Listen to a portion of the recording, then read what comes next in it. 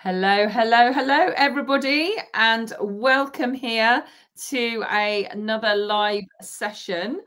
I am incredibly excited to have Joy Savill here with us today. Now, Joy, I have known for a number of years, and I remember seeing her as a mentor and a coach and a really successful property investor and being in awe of her. And now I'm really excited to say that she's actually a really good mate now. And so I'm very, very fortunate to have known Joy for a while now.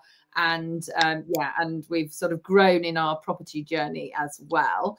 But what I was really excited to share about Joy is the fact that she has just launched her Auction Queen subscription service. And obviously she does mentoring and all of those other things as well. So yeah, so welcome, Joy. How are you? I'm good, thank you very much, and thanks for having me. No problem at all. Joy, for anyone who perhaps doesn't know you or hasn't come across you yet, do you want to just give a very brief introduction to yourself, and then we'll deep dive into more about you after that? Yeah, so I'm a property and estate planning lawyer.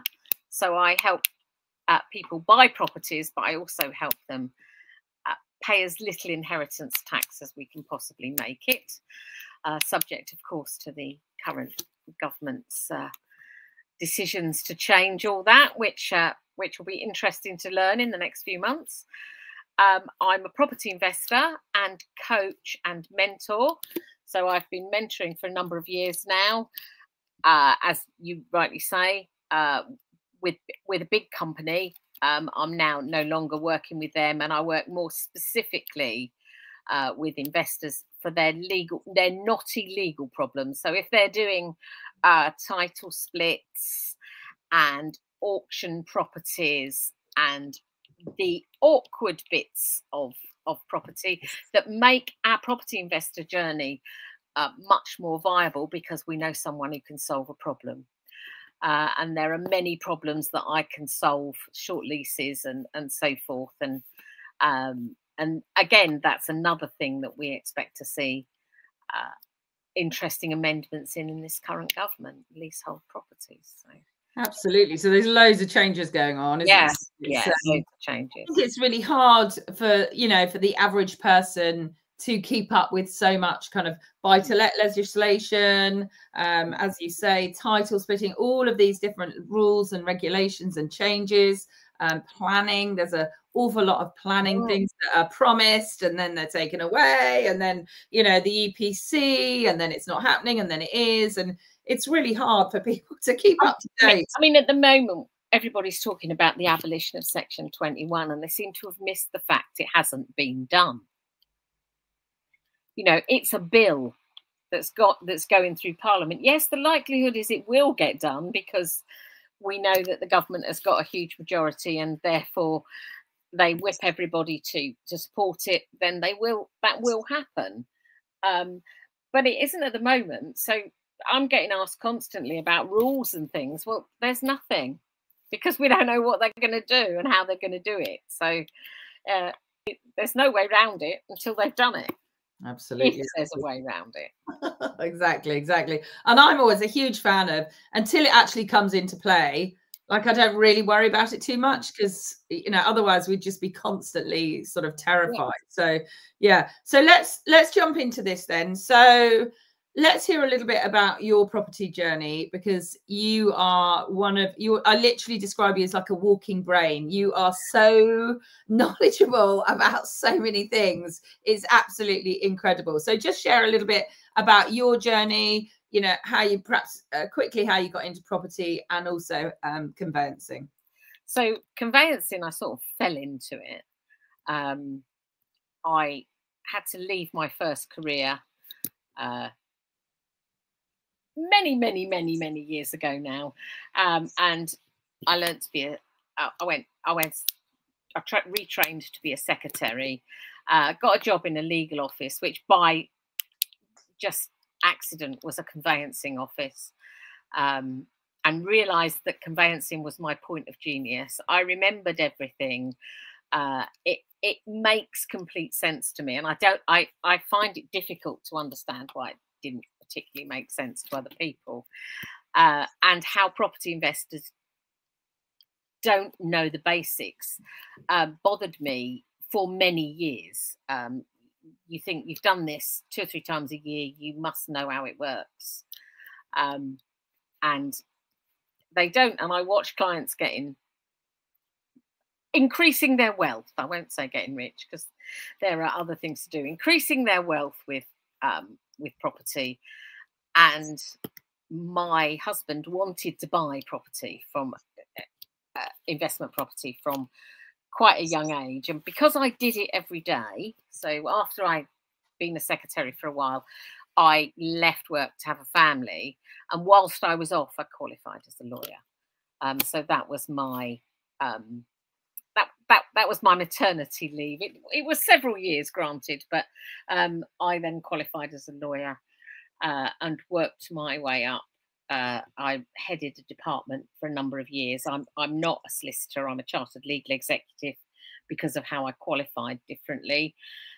I headed up a conveyancing department for a number of years, and then became a partner in that firm. And I was one of the first chartered legal executives in the company to become a partner, which it was within the first year of the change of law. So I worked as the compliance officer legal practice, and continued to practice what we call private client law, which is trusts and stuff like that, and property, which is, as I said, makes complete sense.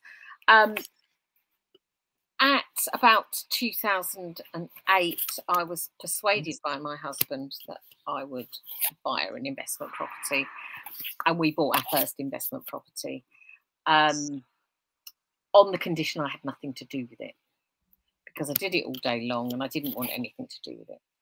Joy, you've got to stop rustling. You're rustling or something. Sorry. We can hear some background noise. And that didn't work. It's my point of genius. I can't actually not have anything to do with it. And then we all know what happened in 2008. I think we purchased in early 2008, late 2007. And I got frightened by seeing what was happening. And then things changed for me, and I left the firm I was a partner with for varying reasons. And I went to work somewhere else and got sent to a property networking meeting for one of the large property networking companies. And and the rest is history, really. I realised how lucrative it was and how much I knew, and we started to invest then, and we've bought and sold varying properties over the last 10 years now. Amazing.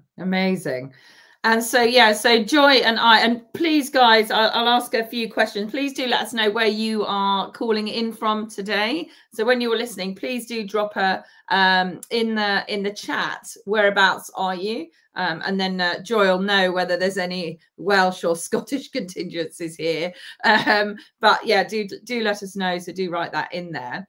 So yeah, so obviously Joy and I actually met at Touchstone Education, where we both were mentors for many years, and we are still very much part of the community, and further afield. So you did a lot of training with Progressive as well, and many others. So I know that you are very well known. So we've got some people from Manchester. Thank you very much. I'm so sorry it doesn't say your name on here. I'm not sure why. So Joy, obviously, we know that you are, incredibly knowledgeable, especially that you have that advantage of knowing, the conveyancing side as well, which is really quite phenomenal. So Auction Queen, this is why we're here today. And I have been literally knowing Joy's incredible knowledge, and she spoke to me about this quite a while ago, and I've been going, you've got to do it, it's so great, it's such a great thing, and I'm so excited that you are now absolutely out there and smashing it. I've heard so many fantastic reviews from you. So what is Auction Queen? Tell us about that, please. So Auction Queen is my concerns. It started out of my concerns for people who read auction packs themselves and don't understand the process, therefore make mistakes and lose money on their deposits. And that's happened to me once in 30 odd years. And that was a client who hadn't read the auction pack, or had read the auction pack himself and not had a lawyer check it over. And there were some massive gaping flaws in it that revealed themselves.